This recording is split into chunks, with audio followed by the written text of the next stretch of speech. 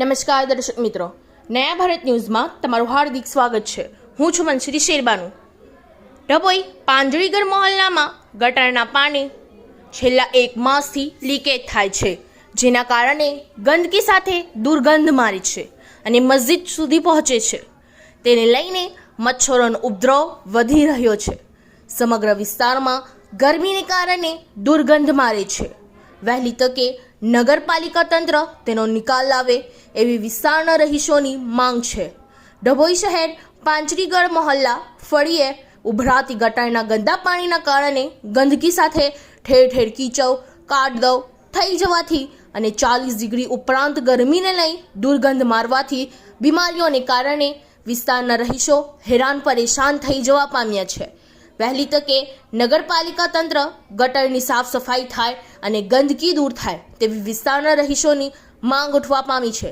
એક તરફ ભારત સરકાર સ્વચ્છતા અભિયાનની વાતો માત્ર કાગળ પર હોય એવું દેખાઈ રહ્યું છે। છેલ્લા 1 મહિનાથી ગટરો ઉભરાઈ રહી છે। આ વિસ્તારના લોકોને દુર્ગંધનો સામનો કરી રહ્યો પડ્યો છે।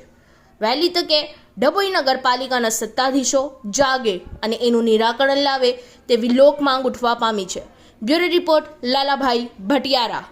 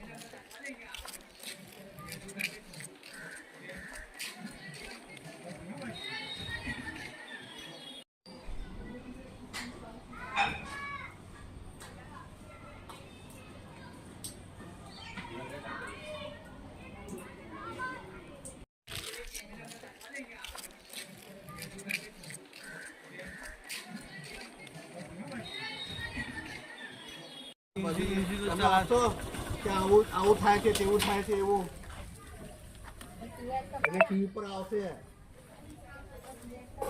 હા એ જ ને લાલભાઈ ઓ દેખે જો હા એ સાફ ઓકે। મારું નામ ડૉક્ટર અલી સૈયદ છે। છેલ્લા ઘણા સમયથી લગભગ 1 મહિનાથી આ ગટરનું કોઈ સોલ્યુશન આવતું નથી અને અહીંયા પાસે મસ્જિદ પણ છે, દરગાહ પણ છે, રાહદારીઓ આવતા હોય છે અને એમને મુશ્કેલીનો સામનો કરવો પડી રહ્યો છે।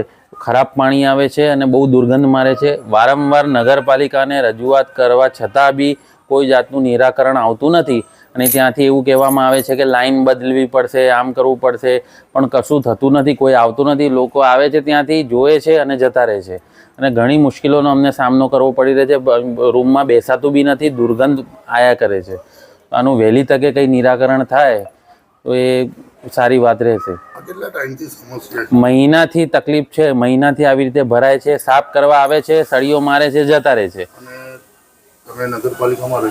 ઘણી વખત રજૂઆત કરી, ફળિયાના લોકોએ બી રજૂઆત કરી પણ કોઈ નિરાકરણ આવતું નથી। થઈ જશે, થઈ જશે, હમણાં ચૂંટણીનો ટાઈમ ચાલે છે, આમ છે તેમ છે, એવું બધું વાતો કર્યા કરે છે। બસ માંગમાં તો એ જ કે વહેલી તકે આનું काम કરી આપે અને આ દુર્ગંધથી છુટકારો અપાવે, બીજું તો શું। इस वीडियो को लाइक करें, हमारे चैनल को सब्सक्राइब कर बेल आइकन जरूर प्रेस करें